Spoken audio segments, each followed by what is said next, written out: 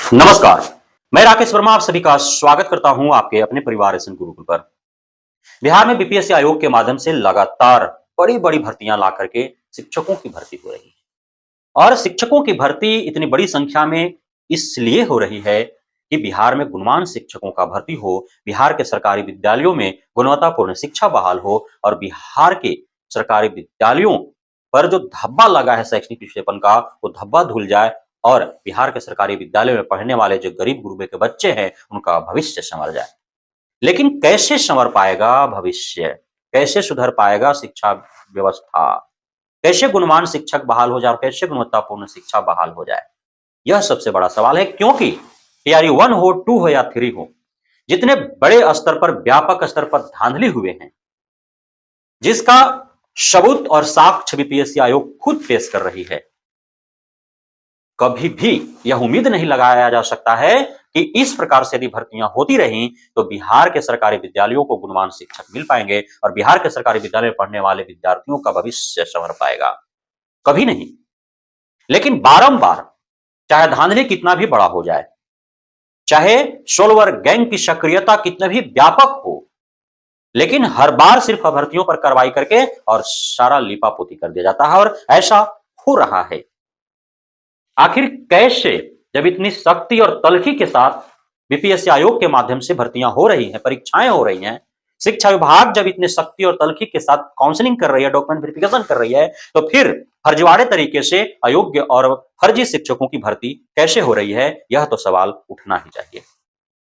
आखिर कैसे दूसरे राज्य के अभ्यर्थी आकर के बिहार में और कोटे में वे शिक्षक बन जा रहे हैं?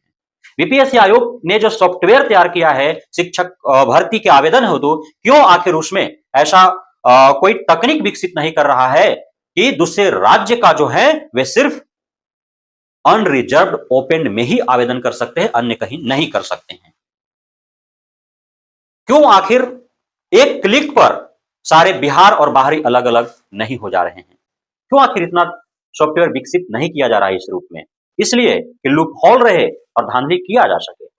क्यों शिक्षा विभाग जब काउंसलिंग कर रही है, डॉक्यूमेंट वेरिफिकेशन कर रही है, तो वहां पे वो छटनी नहीं कर पा रही है कि दूसरे राज्य के हैं तो एक कैटेगरी में कैसे आकर के इनका चयन हो गया, कैसे शिक्षक बन रहे हैं? क्यों आखिर वहां पे उनको छाटा नहीं जा रहा है? बाद में जब बवाल खड़े हो रहे हैं, आरटीआई के माध्यम से जब जवाब मांगे जा रहे हैं, तो खुद जो है बीपीएससी आयोग यह आरटीआई के जवाब में कह रही है, पूरा लिस्ट सौंप रही है कि हाँ, हमने टीआरई 1 में 1 to 5 में दिव्यांग कोटे में दूसरे राज्य के 268 अभ्यर्थियों को चयन कर दिया है। वाह, क्या बात है! वो चयन किनके कमियों के कारण हुआ? आज आप उन अभ्यर्थियों को यदि हटा देते हैं, तो सिर्फ हटा देने मात्र से कार्रवाई आपका पूर्ण नहीं हो जाएगा। चयन बीपीएससी आयोग के अधिकारियों ने किया है, तो उन अधिकारियों पर कार्रवाई होनी चाहिए। और बीपीएससी आयोग ने जब मेरिट सूची में उन फर्जी और अयोग्य का नाम दर्ज किया, उसके बाद जब काउंसलिंग होता है तो काउंसलिंग शिक्षा विभाग कर रही है।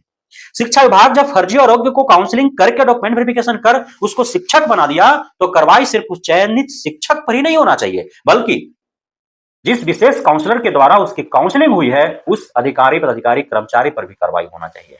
सिर्फ अभ्यर्थियों पर कार्रवाई करके और पूरा लिपापोती कर देने मात्र से न्याय नहीं मिल जाएगा बिहार वासियों को। बिहार के जो सफल, बिहार के जो योग्य, बिहार के जो सही अभ्यर्थी हैं, जो आज बीपीएससी आयोग और शिक्षा विभाग के जो असफल अधिकारी हैं, उनके वजह से वे दर-दर की ठोकरें खाने पर मजबूर हैं। उनके साथ न्याय यदि मिलना चाहिए तो न्याय इस आधार पर मिलेगा कि शिक्षा विभाग और बीपीएससी आयोग के उन अधिकारियों पर कार्रवाई हो जिनके द्वारा, जिनके रहते इतने बड़ा फर्जीवाड़ा हुआ। अभी बीपीएससी टीआरई 3.0 में 268 अभ्यर्थियों को प्रतिबंधित किया गया है। इसलिए किया गया कि वे दूसरे के बदले परीक्षा दे रहे थे या फिर दिलवा रहे थे। सोलवर गैंग सक्रिय था। आखिर इतना सख्ती और तल्खी से सीसीटीवी लगा है, इतना जांच हो रहा है, बावजूद इसके कैसे सोलवर गैंग सक्रिय हो जा रहा है और कैसे धांधली हो जा रहे हैं? यह सबसे बड़ा सवाल है। और कार्रवाई किस पे होता है? सिर्फ अभ्यर्थियों पर। कार्रवाई किस पर होता है? सिर्फ फर्जी शिक्षकों पर, अयोग्य शिक्षकों पर। लेकिन जो अभ्यर्थी हैं, जिनके कमियों के कारण वो यहां तक पहुंचे, सफल हुए, उनका चयन हुआ, वे शिक्षक बन गए, जिन पदाधिकारियों की संलिप्तता इसमें रही है, उन पर नहीं कार्रवाई हो पा रही है। तो जब तक अधिकारी, पदाधिकारी, कर्मचारी पर कार्रवाई नहीं होता है, तब तक यह फर्जीवाड़ा नहीं रुक पाएगा। जब तक इन अधिकारियों पर सख्त कार्रवाई नहीं होता है, तब तक अयोग्य और फर्जी शिक्षकों की बहाली नहीं रुक पाएगी। आप पिछले 1.5 वर्षों से भी अत्यधिक समय से देख रहे हैं कैसे बिहार का सबसे विश्वसनीय नियुक्ति प्राधिकार बीपीएससी आयोग पर सवाल खड़े हो रहे हैं और कैसे उसकी विश्वसनीयता जो है वो धूमिल हो रही है। बीपीएससी आयोग जिस भर्ती के लिए, जिस नियुक्ति के लिए, जिस परीक्षा के लिए जाना जाता है, BPSC public service commission, BPSC public service officer की भर्ती हेतु उस परीक्षा को भी वह पारदर्शी तरीके से नहीं कर पाया और उसको परीक्षा रद्द करके दोबारा परीक्षा लेना पड़ा एवं अब तक बवाल थम नहीं ला रहा है।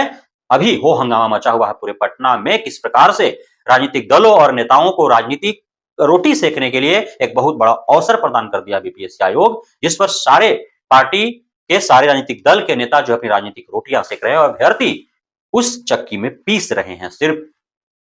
तो कब तक ऐसे चलेगा? बीपीएससी चाहे वह पब्लिक सर्विस ऑफिसर्स के कैंडिडेट हों या फिर बीपीएससी टीआरई के कैंडिडेट हों, जो सफल होकर के भी असफल हैं, जिनके पास योग्यता है बावजूद इसके वे अयोग्य हैं, जो दर दर की ठोकरें खा रहे हैं, उनके साथ न्याय तभी हो पाएगा जब जो इस प्रकार के कुकृत्य, काले कारनामे में संलिप्त अधिकारी पदाधिकारी चाहे बीपीएससी आयोग के या शिक्षा विभाग को हो, उन पर कार्रवाई ना हो, तब तक इन्हें न्याय नहीं मिल पाएगा। बहुत बहुत धन्यवाद आप सभी साथियों का हमारे साथ जुड़े रहने के लिए, बने रहने के लिए, प्यार देने के लिए, हमें भरोसा बनाए रखने के लिए।